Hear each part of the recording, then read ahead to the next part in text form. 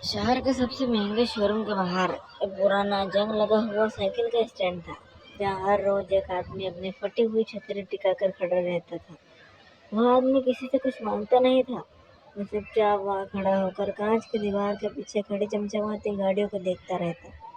उसकी आंखों में कोई लालच नहीं था, बस एक ऐसी जिज्ञासा थी कि जैसे वह किसी दूसरी दुनिया की चीजों को देख रहा हो। लोग उसके पास से गुजरते, कुछ उसे पागल समझते और कुछ उसे अनदेखा कर देते थे, लेकिन वह अपनी छोटी सी दुनिया में खोया रहता। अरे ओ छोटू, तू फिर से यहाँ खड़ा होकर सपने देख रहा है? पीछे से एक आवाज आई। यह रामू काका थे, जो पास की दुकान में चाय बेचते थे। उन्होंने मुस्कुराते हुए एक पुराना कागज का कप उस लड़के की तरफ बढ़ाया। लड़का, जिसका नाम माधव था, चौंक कर पीछे मुड़ा। उसके चेहरे पर मासूम सी मुस्कान थी, लेकिन उसकी कमीज के कोनों से धागे निकल रहे थे और पैरों में पहने हुए हवाई चप्पल घिसकर पतली हो चुकी थी। माधव ने कप पकड़ते हुए कहा, काका, देखिए ना, वह गाड़ी कितनी सुंदर है। क्या सच में कोई इंसान इसमें बैठकर शहर घूमता होगा?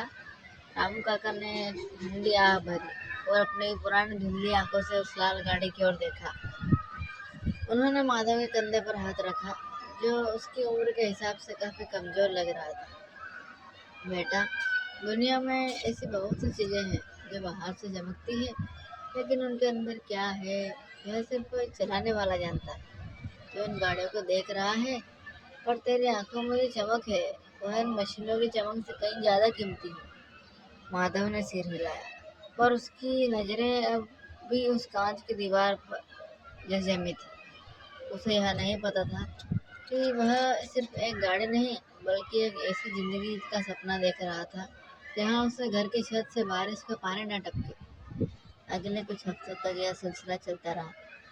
माधव हर दिन स्कूल से आने के बाद अपनी पुरानी साइकिल पर खड़ा करता और शोरूम के बाहर खड़ा हो जाता। धीरे धीरे शोरूम के मैनेजर मिस्टर खन्ना की नज़र उस लड़के पर पड़ने लगी। खन्ना स्वभाव से सख्त थे, लेकिन उन्हें माधव की वह खामोशी और जिज्ञासा पसंद आने लगी थी। उन्होंने देखा कि माधव सिर्फ गाड़ी को देखता नहीं है, बल्कि वह गौर से उसके पहियों, उसके शीशों और उसके डिजाइन को समझने की कोशिश करता है। एक शाम, जब बारिश तेज थी और माधव अपने फटे हुए छतरी को संभालते हुए कांप रहा था, खन्ना साहब बाहर आए। तुम रोज यहाँ आते हो, क्या तुम्हें सच में गाड़ियों का शौक है या बस समय बिता रहे हो? खन्ना साहब की आवाज़ कड़क थी, लेकिन उनमें एक छुपी उत्सुकता थी। माधव उस पका गया।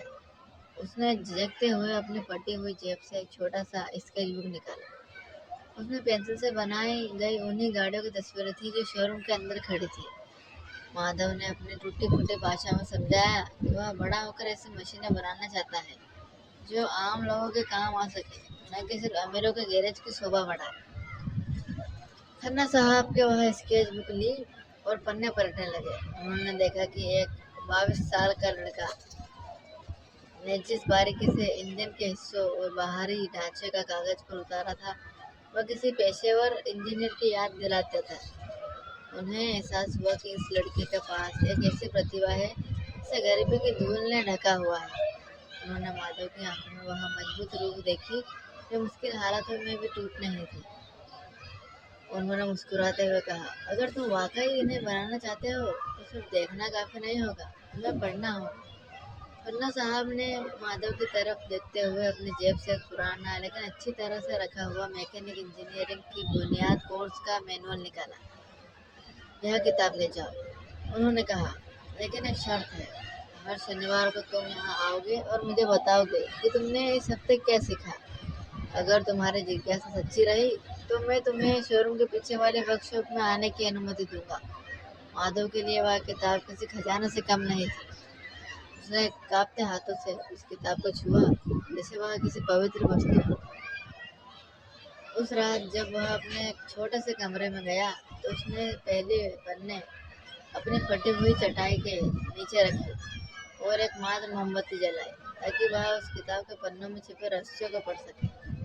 अगले कुछ महीने माधव के जीवन के सबसे बड़े, कठिन, लेकिन सबसे खूबसूरत समय था। वह दिन भर स्कूल जाता, घर के कामों के हाथ बटाता फिर देर रात तक उस मैनुअल के साथ जूझता। कई बार उसे शब्द समझ नहीं आते तो वह रामू काका की दुकान पर जाकर उनसे पूछता या पुराने रद्दी की दुकानों पर पुराने मैगजीन से ढूंढ कर लाता। उसकी दुनिया अब सिर्फ कांच की दीवार के पार की गाड़ियां नहीं थी, बल्कि उन गाड़ियों के पीछे छिपे विज्ञान और गणित के सूत्र बन गए थे। उनकी आंखों के वह मासूम जिज्ञासा अब एक लक्षण में बन चुकी थी। वह अब सिर्फ सपना नहीं देख रहा था, बल्कि उस सपने की बुनियाद रख रहा था। शनिवार की दोपहर को जब वह खन्ना साहब के सामने खड़ा होता तो उसकी बातें सुनकर मैनेजर हैरान रह जाता। माधव ने सिर्फ पढ़ा नहीं था, बल्कि उसने उन सिद्धांतों को अपने पुराने साइकिल पर आजमाया था। उसने खन्ना साहब को बताया कि कैसे उसने साइकिल के ब्रेक की घिसाई को कम करने के लिए एक नया तरीका सोचा है। खन्ना साहब ने पहली बार किसी बच्चे में वह लगन देखी जो अक्सर बड़े बड़े डिग्री धारकों में भी नहीं होती। उन्होंने माधव को शोरूम की वर्कशॉप में ले जाना शुरू किया, जहाँ पुरानी और खराब गाड़ियों की मरम्मत की जाती है। वर्कशॉप की वह दुनिया माधव के लिए किसी मंदिर जैसी थी।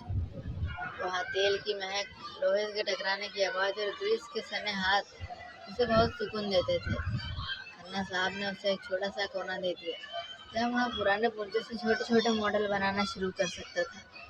माधव अब सिर्फ एक गरीब लड़का नहीं रहा था, वह वर्कशॉप का सबसे छोटा लेकिन सबसे होनहार सदस्य बन चुका था। शोरूम के अन्य मैकेनिक जो शुरू से उसे एक छोटा बच्चा समझकर नज़रअंदाज कर रहे थे, अब उसके पास सलाह लेने आने लगे थे। उन्होंने क्योंकि माधव की नज़र उन बारीकियों को पढ़ लेती थी जिनके अनुभव अक्सर छोड़ देते हैं। एक दोपहर वर्कशॉप में एक बहुत ही महंगी और पुरानी विंटेज कार आई, जिसे शहर के एक बड़े उद्योगपति ने ठीक करवाने के लिए भेजा था। वह कार सालों के बाद बंद पड़ी थी और शहर से कई बड़े मैकेनिक ने हार मान ली थी, क्योंकि उसका इंजन एक अजीब सी तकनीकी खराबी की वजह से स्टार्ट नहीं हो रहा था। खन्ना साहब भी परेशान थे। उन्होंने कई बार कोशिश की, लेकिन इंजन से सिर्फ एक भारी सन्नाटा मिलता। माधव चुपचाप एक कोने में खड़ा उस कार को देख रहा था। उसने अपनी स्केच बुक निकाली और उस इंजन के ढांचे का एक नक्शा बनाया। वो धीरे से खन्ना साहब के पास गया। सर, क्या मैं एक बार कोशिश कर सकता हूँ? शायद समस्या इंजन में नहीं, बल्कि इंजन के प्रवाह को नियंत्रित करने वाले एक छोटे से वाल्व में है, जो सालों की धूल की वजह से जाम हो गया है। माधव ने बहुत ही विनम्रता से कहा। खन्ना साहब ने पहले तो संदेह जताया, लेकिन माधव के आत्मविश्वास और उसकी आंखों की चमक को देखकर उन्होंने उसे अनुमति दे दी। माधव ने अपनी छोटी उंगलियों से एक पतले तार और कुछ तेल की मदद से उस छिपे हुए वाल्व को साफ किया। वह करीब 1 घंटे तक पसीने से तरबतर होकर उस इंजन के गहरे हिस्से में डूबा रहा। जैसे ही माधव ने आखिरी पेच कसा और पीछे हटकर खन्ना साहब को इशारा किया, उन्होंने चाबी घुमाई। एक पल के लिए यह सन्नाटा रहा और फिर अचानक इंजन ने एक जोरदार गड़गड़ाहट के साथ अपनी आंखें खोली। इंजन की वह आवाज़ वर्कशॉप की दीवार से टकराकर गूंजने लगी। सभी मैकेनिक दंग रह गए। खन्ना साहब की आंखों में गर्व था, लेकिन माधव के चेहरे पर एक संतुष्टि थी जिसे शब्दों में बयां नहीं किया जा सकता था। उसने महसूस किया कि उसकी गरीबी उसके सपनों के बीच दीवार नहीं, बल्कि एक सीढ़ी बन रही है। उस शाम जब माधव घर लौट रहा था तो उसके हाथ ग्रीस से काले थे, लेकिन उसका दिल रोशनी से भरा था। उसने देखा कि रामू काका अपने दुकान से मिल रहे थे। माधव उनके पास गया और अपनी जेब से कुछ पैसे निकाल कर उनके हाथों में रखे, जो उसे खन्ना साहब ने इनाम के तौर पर दिए थे। काका, आज मेरी मेहनत रंग लाई, माधव ने मुस्कुराते हुए कहा। रामू काका ने उसकी पीठ थपथपाई और उसकी आंखों में झांका। उन्हें समझ आ गया था कि यह लड़का अब उस लाल गाड़ी को सिर्फ बाहर के देखने वाला नहीं, सपना देखने वाला बच्चा नहीं रहा, बल्कि वह अपनी किस्मत की चाबी खुद घुमाना सीख गया है। अगले कुछ हफ्तों में उस विंटेज कार की कहानी पूरे शहर में फैल गई। जिस उद्योगपति की वह कार थी, उसका नाम मिस्टर सिंघानिया था। जब उन्हें पता चला कि उनकी बेशकीमती गाड़ी एक 12 साल के लड़के ने ठीक की है, तो उन्होंने शोरूम आने का फैसला किया। सिंघानिया साहब जब वर्कशॉप में दाखिल हुए तो उनकी नजरें सबसे पहले छोटे से लड़के पर पड़ी, जो एक पुराने मेज पर बैठकर कुछ टूटे हुए पुर्जों को जोड़कर एक छोटा सा मॉडल बना रहा था। उन्होंने देखा कि माधव की सादगी और उसकी एकाग्रता में एक अजीब सा आकर्षण था। क्या तुम वही हो जिसने एक मशीन को दोबारा जिंदा किया? सिंघानिया साहब ने अपने भारी आवाज में पूछा। माधव घबराकर खड़ा हो गया और अपनी फटी हुई कमीज को ठीक करने की कोशिश करने लगा। उसने बस सिर हिलाकर हाँ कहा। सिंघानिया साहब ने उसकी स्केचबुक देखी, जिसमें अक्सर गाड़ियों के चित्र नहीं बल्कि जटिल इंजीनियरिंग के नक्शे और कुछ नए डिजाइन थे। वह दंग रह गए जब उन्होंने देखा कि माधव ने ईंधन बचाने के लिए एक नए किस्म के एयर फिल्टर का सुझाव दिया था, जो आधुनिक गाड़ियों में भी दुर्लभ था। खन्ना साहब ने इस मौके का फायदा उठाया और सिंघानिया साहब के माधव के लिए एक विशेष स्कॉलरशिप मांग की। उन्होंने समझाया कि माधव जैसा हीरा अगर सही तरह से जाए वह देश के लिए कुछ बड़ा कर सकता है। सिंघानिया साहब को यह बात आ गई। उन्होंने उसी वक्त फैसला किया कि माधव के आगे की पढ़ाई का सारा खर्चा वह उठाएंगे, बशर्ते माधव अपनी पढ़ाई के साथ साथ खन्ना साहब के वर्कशॉप में अपना हुनर निखारता रहे। वह माधव के लिए किसी चमत्कार जैसा था। अब उसे अपने किताबों के लिए मोमबत्ती की रोशनी में आंखें नहीं मिली, बल्कि उसके पास एक ऐसा रास्ता था जो उसे दुनिया से बेहतरीन इंजीनियरिंग कॉलेजों तक ले जा सकता था। समय धीरे धीरे आगे बढ़ा। माधव अब सिर्फ एक मैकेनिक नहीं बल्कि एक जिज्ञासु छात्र बन चुका था। उसने अपने पुरानी साइकिल को भी एक नए अवतार में बदल दिया था, जिसमें उससे खुद के बनाए हुए कुछ छोटे सुधार किए। वह अब भी हर शनिवार को खन्ना साहब के पास जाता, लेकिन अब वह सीखने के साथ साथ अन्य लड़कों को भी छोटे छोटे नुस्खे सिखाने लगा था। उसकी गरीबी अब उसकी पहचान नहीं थी, बल्कि उसकी ताकत बन चुकी थी, क्योंकि उसके अनुभवों में जीना उनसे लड़ना सिखाया गया था। उसकी आंखों की वह चमक अब और भी गहरी हो गई थी, क्योंकि अब वह सिर्फ दूसरों की गाड़ियां ठीक नहीं देख नहीं रहा था, बल्कि अपनी जिंदगी का सफर खुद तय कर रहा था। एक दिन मिस्टर सिंघानिया को माधव ने अपने मुख्य कार्यालय बुलाया। वहाँ एक बड़ी मेज पर कुछ कागजात और नक्शे फैले हुए थे। उन्होंने माधव को अपनी एक नई प्रोजेक्ट फाइल दिखाई, जिसमें एक ऐसी इलेक्ट्रिक गाड़ी का खाका था जो कम लागत में आम आदमी के लिए उपलब्ध हो।